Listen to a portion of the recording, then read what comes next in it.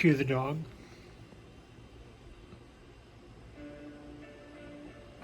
Hello world. Frida Darcy and Patricia O'Connor here. And today is going to be our Friday drop. And we are dropping Fridays like nobody's business. We're going to do a little quick update on what's going on here on the balcony today. It is cool. It has been cool for most of the day. It got a little warm around noon, but even then it was probably just like maybe our high might have been 70. Since then, the wind has been steadily picking up. And I went to the city again today. A little quick look. Our latest acquisition, a little Roddy Japanese black pine. We did a decandle on this a few days ago. What we're going to do today is just catch up on what's going on. It'd be a good time to maybe start here. I have added one or two cuttings. I think just a couple of cuttings. One. There it is. So that is a little look at our cuttings so far. Nobody has totally given up the ghost yet. They are staying nicely hydrated down there. I've got this open, so we'll give it one of those. Now, I was kind of busy at work yesterday, and when I was with the customer, a coworker showed me that my heating pads that I want for these had came in, and dang if by the time I got around to getting done busy, I'd forgotten all about it. I didn't think about it again until I got home. But yeah, I do. I've got a couple of heating pads that will go underneath there to warm it up a little bit from the bottom. Now I am thinking that I had stated earlier I didn't want to overload my one outlet. I do have holes there. And I'm not talking about the cube tap. I'm using the cube tap as a spacer to bring the outlet away from the wall a little bit. I mean, to bring the timer away from the wall a little bit. But there's another hole underneath it. I wouldn't overload that.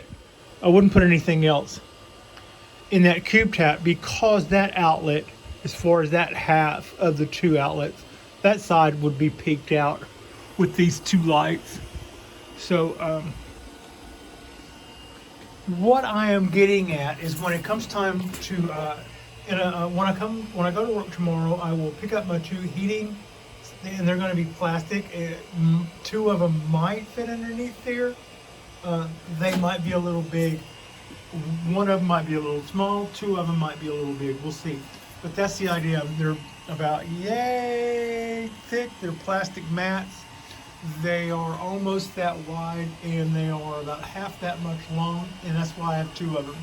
So what I would probably do is take this out of the shelf there where I have it, and where we've been getting it, and it's been getting a little bit of light from up here. You can see that the face of it is lit, and the top of it deep probably gets a little bit of daylight. But even then, you don't really have a whole lot of highlight requirement when it comes to doing this. I think I'm going to move that in on the kitchen counter, which will require me to move my tea set and some other stuff. Maybe this would be a good time to organize my kitchen, and I don't mean for cooking. I can organize it better in there and make room for these guys. I'll put the mats down there. I can plug all that stuff in nicely, and that's where we will start. And well, we've already started, but that's where we will continue to do our cuttings from then on. That will continue to open up that space down there for something else. Storage, probably. I don't think we need it for growing necessarily, but it might be a good way to tuck all that stuff out of the way. So yeah, look for that little container, or that long container, to move into the kitchen. And whenever I do my checkups on that, we'll just go into the kitchen and see what's going on with these guys. And then along with that, I'll probably start throwing all of these leftover items down there on the shelf and neaten all of that up a little. Last night, I did the candle pruning finally on this guy. I didn't do as much as I did on the others, but I did do candle pruning on this guy, Simply P, and I'm really happy with the work that we have done to Simply P in the last month or so. It has undergone quite the change, and I'm really looking forward to seeing where we go with this tree in the next coming months, years, whatever. This is a young Japanese black pine. We haven't really started barking over yet, and it has all of that ahead of us. But I think we've got. You can see the shape that this tree that I'm kind of gunning for on this tree, and I'm pretty happy with the way that looks so far. And there is Hoss again. It's getting a little bit of the breeze coming from over there, but it's easy to see how it's just pushing out all of those needles the way I was just talking about a couple of days ago. And over its shoulder there is the little 2-year from seed Japanese black pine, decandles and the needles thinned, and it's just kind of waiting to do its next trek, and we're waiting to do ours. So lemon cypress. This tree got found in the back seat of my car when I was driving for Lyft one night after it seemed like I brought 2 or 3 people home from office parties from Christmas. And the next day whenever I was getting back in the car, there was this lemon cypress in the back, and it rolled around the floorboard of that car probably a day before I saw it, and it rolled around here on my balcony for a year before I said, you're going to mess around and kill it, or you're going to do something with it. So this is what we've done with it so far, and we haven't gotten any more excited, but we at least have done something with it, and it seems to be thankful for the soil and the water and the light. So yeah, we're just gonna kind of keep it on the back burner, and then at some point I will see one of these that somebody has done something to that I like, maybe in a windswept, which is kind of what we have going there, and then maybe I'll take off with it or not. Maybe I'll just release it in the wild at some point. But I feel like it deserved better than rolling around the back of the lift car after an ill-fated Christmas office party. Yeah, poor thing. Don't give trees to people at office parties if they don't want trees. They end up in the back of other people's cars. Going, what the hell is this? Okay, as you can see, the little bougainvillea is flushing out a new round of leaves to replace the blooms that I had cut off earlier. It seems to be doing well. I'm going to say it again. I am pretty sure that the little oak here is finally starting to respond to my digging it up out of the yard. That little chop that you can see, and the 2 little places where the cut paste is. I don't think I did those. I think that's just kind of like I dug the tree up right after the last round of weed eaters. So this is probably, I'm guessing that it probably got weed eated maybe for a spring or 2 before I came along and dug it up out of the ground, and it stayed in shock for a minute, but I do believe now it is finally starting to push out something if we get to keep it. Good to see. Little oak. It's also a little, everything is on one side. I would like to see those knots that you can see on the side that I'm showing you. I would like to see some of those things push out branches and stuff, and let's get it going. Japanese Wisteria Floribunda, they are pretty much probably done for the spring. They'll continue during the hot part of the days to drop leaves, and then on the windy, cold days like this, they'll, just from here on out, every little thing just kind of ticks them right off, and I would expect them to drop the rest of that foliage before we really hit summer good, and then by late summer it'll start doing it. It'll start doing it again. So yeah, that's just kind of weird how those little Japanese wisterias do. There's some more Japanese wisteria back in the back. It's kind of hid like a troll underneath everything. They get light from the light above, and they also get light out of the front from out there in between the ricket, and I water them, so they're just down there hidden, kind of getting fat, waiting for me to decide I need another Wisteria product, which I think right now 3 is probably enough. This tree was one of our pride. It is one of our pride and joys. This is a California oak, and last year we got hit hard with some kind of creeping cruz, and we had quite a bit of dieback. I mean, it was happening really fast. Limbs were just turning black, and I was basically just standing there with some heavy cutters, just cutting stuff back as soon as it would show me that it was black and lifeless, and I would just try to cut it off and get ahead of it and hope that it would stop, and it finally did, and we started feeding it, and then we run a systemic treatment through the tree, one of those bear type treatments, I think, the guys that make the aspirin. Anyway, the tree has responded very, very well to our feeding. You can see there's food there. I'm still feeding it. I'm still feeding the wisterias. I'm still feeding it. I'm still feeding my maples. I'm still feeding the cypress trees. I'm still feeding the bougainvillea. I basically stopped feeding most of my Japanese black pines, although I am still feeding my ponderosas. Oddly that, yeah. So, to finish that sentence, I am still feeding the coastal oak. As you can see, we have gotten a really, really nice, probably 2 flushes out of the tree so far this, by the end of spring.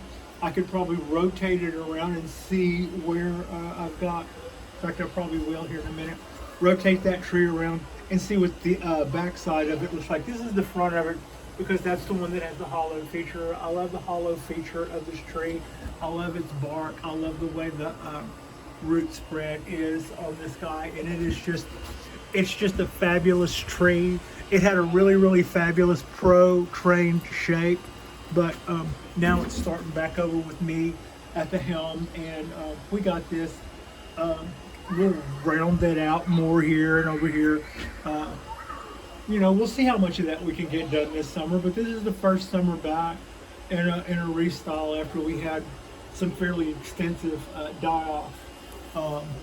This never gave any die-off. It came to us just kind of looking a little teenage awkward, and that's why I'm so happy to see this kind of make another step. This guy came to us. This is also a flagship pride of the Fleet tree. This is a 75-year-old Japanese cork bark black pine, and I am the 3rd person to have this tree. I don't know how many of the other 2 people have had to go through what we are going through here, but when I say that we had dieback on that tree, we were having dieback on this tree just as bad at about the same time, and it got the same treatment that the oak got, except I did a repot to make sure that I did a repot because I suspected we also may have had a drainage issue. So what I did was I repotted the tree, cleared out the dead roots at the bottom, which were going to cause us a little bit of blockage, and then it too got the systemic treatment.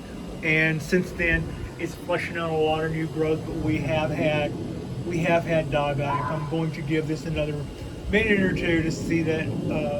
I'm just going to give it another minute or 2. Why be in such a big hurry to look at your body count? Make sure everybody's well and truly gone before you start that. But the rest of the tree is coming along nicely and is bouncing back, and I think that by the time I learned the ropes on Japanese black pines, I had done a couple of things to cork bark black pines that are no-nos, and I think I've gone on and on about those a couple of times. But yeah, if you haven't heard that, just leave me a question down in the comments below or something, and I'll go through my little list of F-ups that led to us going there. Basically, it got something, but I also did some things that probably may have made that easier to happen. This is our 17-year-old from seed Japanese black pine. It is happy, it is healthy, it has been already thinned and decandled. I didn't really decandle that one, it's so tight. I mostly kind of just pinched it, but it did. It got the same treatment as the others, and we're just thrilled to have it here, and we hope to up our game more and more with these. With the Japanese black pines, I felt like I had them for a while and needed to learn to up my game, and I really am looking forward to that now. I think I've got the basics down a little. I'm not gonna, don't want to go asking for trouble or nothing. But now I'm looking at our Cork Bark Oak. That's a mouthful. As you can see, this guy is just getting so. Last year at this time, and the year before that at this time, we were looking at branches that had, 4 or 5 leaves on the end of them, and they were like sticks with pom-poms on the end at their best, and at their worst, they weren't even that. And like what I would say about the other trees that I've been talking about, it has responded really well to the BioGold there, 555, the BioGold, and it has responded well to the new lighting setup. I think the trees that before this was our prime real estate. If it wasn't right here, it was going to fall into shadow just as soon as the light started leaning on that edge that I'm showing you there. So to have things this far from the rail pretty much meant that I was going to need to supplement at least to get this side of the trees lit. And with this 2 lighting setup being what it is, I quickly went, we don't need the rail. We just move off there. We'll build our gutter. We'll put our trees in that. And there are some trees that the gutter isn't quite deep enough for me, for instance, to turn this tree around this way. But that's what I would like to do. I'd like to have neither side against the wall. I'd like to have it come more out here. So, and that's just the maple. There might be a couple of trident maple. There might be a couple of other trees that would benefit too. Like this one. This one would probably do whatever side of this tree faces the outside does not do as well as the side that's inside here on the light. It might be the wind that it is subject to, but I think if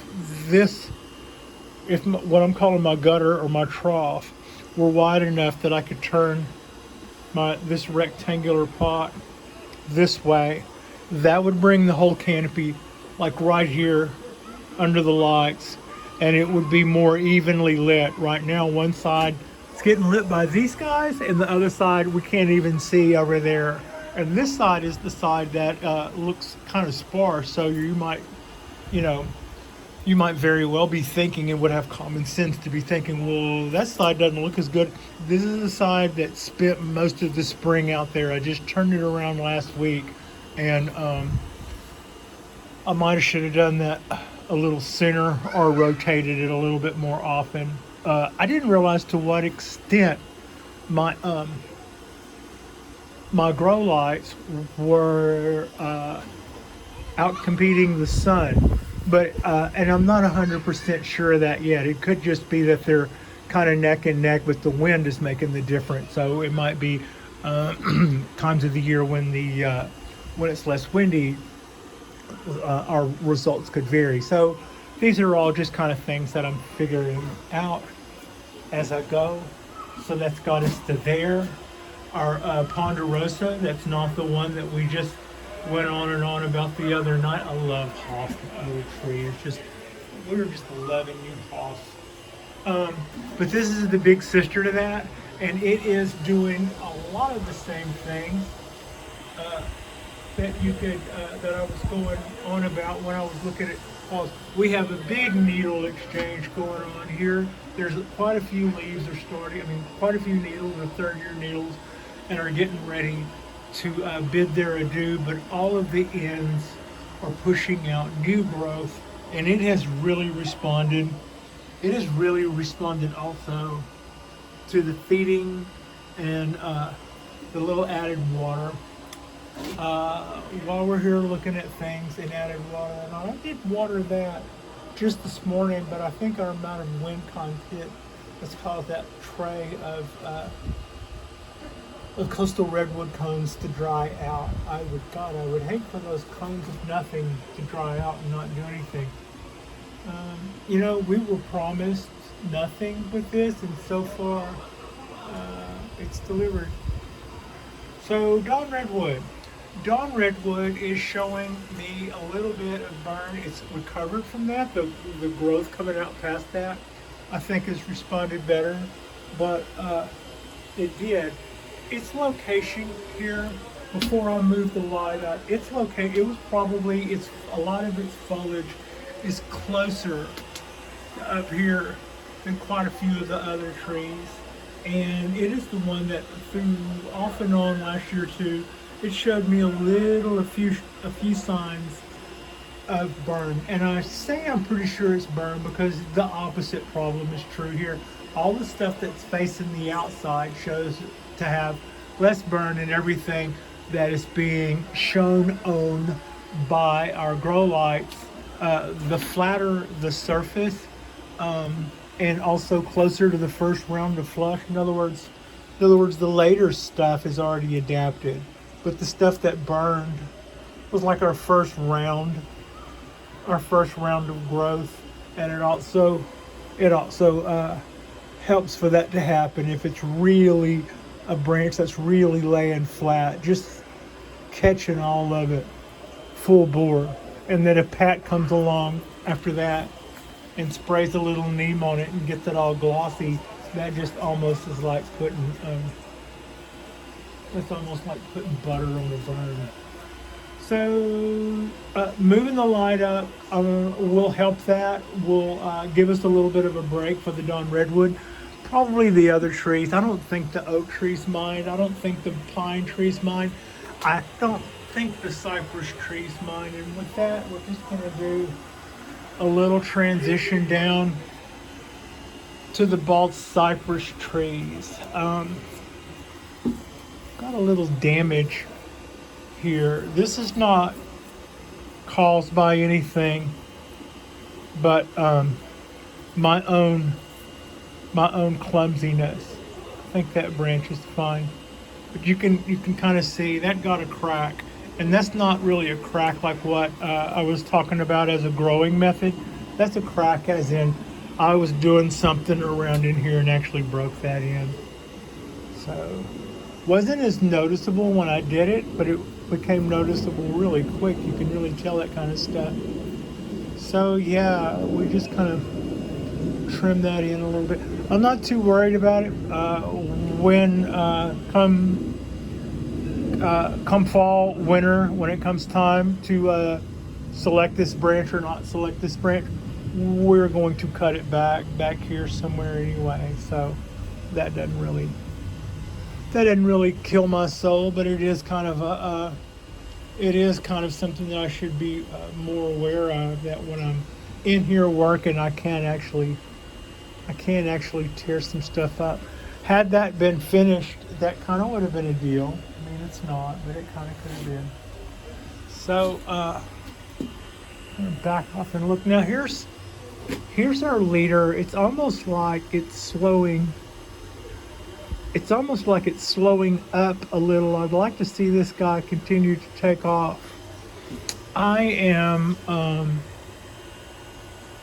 haven't seen this guy do much lately, and I've been kind of watering it for a couple of days and just basically taking notice of where we are on the height of this top and the heights here. And I wonder, do you know what I'm wondering? I'm wondering if I clip this trunk back one more bump or so, will it cause this leader, because they all come from the same thing, will it cause this one to grow more? Is what I'm wondering. So, what would happen if I did that? That. I wouldn't have to. I could just cut that and that. If I just cut it right there, and it would just be an experiment. It'd be giving up this limb, which I don't think that's honestly going to kill us. We've got all of this and all of this over here. You know, some of this stuff down here would go, thank you. I mean, that's just like right there. You could probably pick any four and get rid of them and the tree wouldn't even know. There's so much.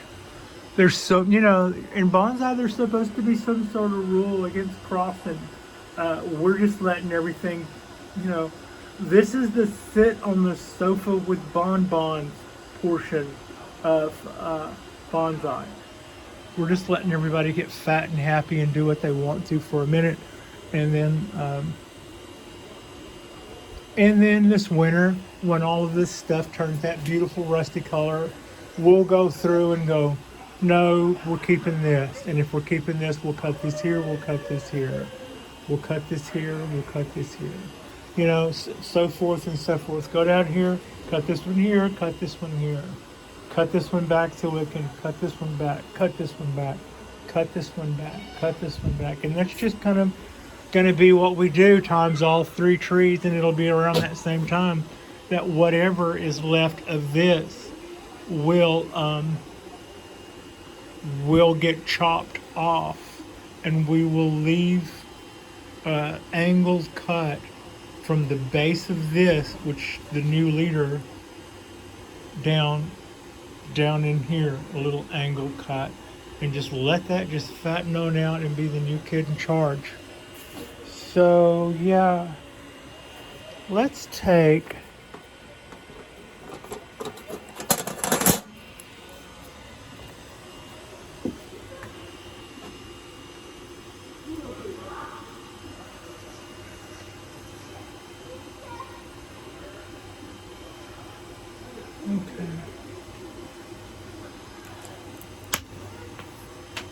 I want to see if that causes me clipping that stimulates the leader that's next to it coming out of the same. Yeah, I want to see if that stimulates that to grow. It may not. I may have just done that for nothing. But I think if that's the case, I've done it for nothing. I don't think it's going to absolutely hurt anything. Now, to that end, I'm going to now, I'll go back over that with some cut paste. But look at what I've done. I just did a little clip there. I cut off one branch and I cut off that end. The reason I would do that is I want to see if my cutting the end out of that branch, that is where that branch would have been storing up the chemical auxin, and it would be the storage of that chemical that is auxin that would have told the tree that that portion of the tree has some amount of atypical dominance. So when you cut things, when you prune things back and you get more shoots from the bottom, it is because you release that buildup of auxin in those places that the tree goes, oh darn, we've lost our top. We need to send up another flagpole just as quickly as possible to keep everything moving in an upward position. And that's how you stimulate growth. I don't know that if doing it that little would cause it, but I have noticed that in the last week or so, end of spring, especially with it getting a little bit cooler the last few days, which is kind of something weird that happens here. We're getting into summer. It could be cool and 70 until October, and then we'll be back in the 90s again. Isn't that weird? But anyway, I want to see if me cutting that will cause this guy to get off the sidewalk and start moving along again. So otherwise, what we kind of have here, that's kind of a flat top look. If this hardens off into wood, you know, hardens off like that, that is a little bit close to what I would describe as that's kind of the flat top look. You know, years later, that becomes one sickle shaped piece of hardened wood with branches coming out of it instead of having the one that comes out this way. Sometimes you'll see a tree in a hurricane will get the top pulled out of it, and it'll quickly shoot up a leader like this, only to get way, way tall and not be able to sustain that. And so it starts kind of doing one of those just because it's grown taller than it can hydraulically hold that green shoot up. And then by the time fall comes around, it'll harden off like that and become a flat top. So that's a couple of the reasons why you might see a flat top cypress. Can you see how those little shoots getting ready to come busting out there and there and there from where I just did that little clip on the end? That's the kind of stuff that kept me wondering what we were going to be looking at. I hope you can see all those shoots coming out here. This oak tree is just about, this oak tree is going nuts. It's not just about to do anything. Going to let this new shoot come out. I'll probably prune it back right around here, and then once it bifurcates off, we'll start doing some of that. We'll start trying to get some of that action going right around here, and maybe put a little in here to cap us off. And then that'll be the beginning of our first serious year with this Cork Bark Oak. Just kind of got off track there, but yeah. Hard not to. That sure is a pretty tree. So that's got us. This is our Friday drop. The kids seem to be enjoying the pool. They're out there again doing construction. I don't know if you can see it, but there's some cones about, and they were out there with jackhammers today pulling up pieces of the slab. I think they've got a plumbing issue. Too bad. Glad it's not me. Anyway, I'm sure that whatever their troubles, they'll figure it out. It's not really a bad little pool area, and they have been working on it now for about a year. The rest of these leaders are looking on this cypress tree, are looking really nice. You can kind of see how I've got this one tied up. It's not going to harden off and some kind of lean back. I've got it tied, and then pulling those lights farther up, I believe, was definitely a good move. I'm going to pinch that because it's going straight up. So yeah, it's really enjoying what I'm seeing here with the development of these trees. Today was a really busy day. You might see we're getting kind of a late start. We could lose these lights here in a minute. I haven't noticed what time it was. But I spent another day in the city seeing my doctors and their people. I am getting ready here in a few weeks. I'm going to have a procedure. It may take me out of the fry for a few days. I don't really look for it to be too much. If I had to turn the camera around and you had to see me, it would probably be longer. But I think I could just be Phantom of the Opera and stay behind camera and probably resume shooting within a couple of days of this procedure. And other than that, and that's going to happen around July 6th through maybe 7th or 8th or something like that. Other than that, the main thing that's kind of messing with our shooting schedule is every day that I'm not at work, people want to see me to do either administration stuff in procedure and getting ready for, and or pre-op stuff. So it's like I have not lost my enthusiasm for this one bit, but my shooting schedule is starting to have a slightly later and later look as I try to cram more and more impossible things into my day. But you know what? I will do it. we know what our next couple of posts are going to be, and we've so far been able to do what we've wanted to do as we've needed to do it without a whole lot of compromise. I think the last post was way after dark, but I still shot the video that I intended to shoot, that I had blocked for myself earlier in that day. So, you know, it's affected us, but it hadn't affected us. I guess that's what I would say. Also, I think I've mentioned this before, this late in the day, and watch the lights probably just blink off any minute, but this late in the day with everything looking, with the light being blown out by those guys, everything looks so hard green and beautifully lit.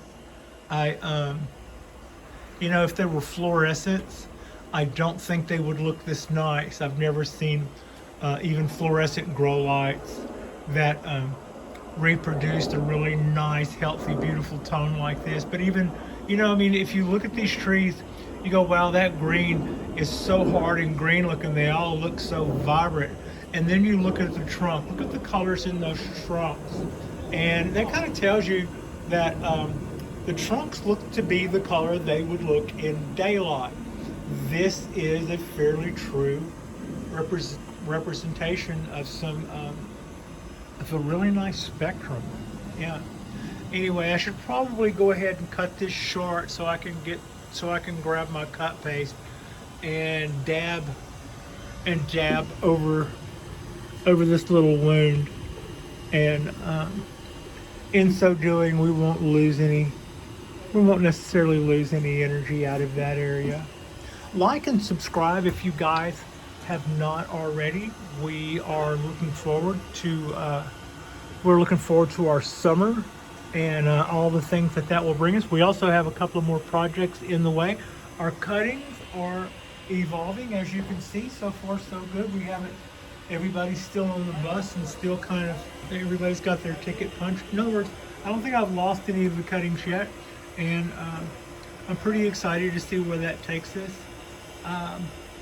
Our next drop will be our Saturday drop, and I think Saturday will probably be a Saturday night live post. You kind of see the winds picking up.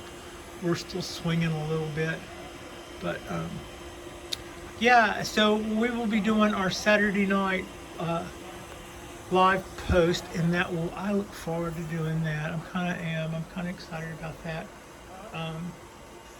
Thank you all so much for watching. I appreciate you, and Frida appreciates you, and we'll see you guys for our Saturday vlog.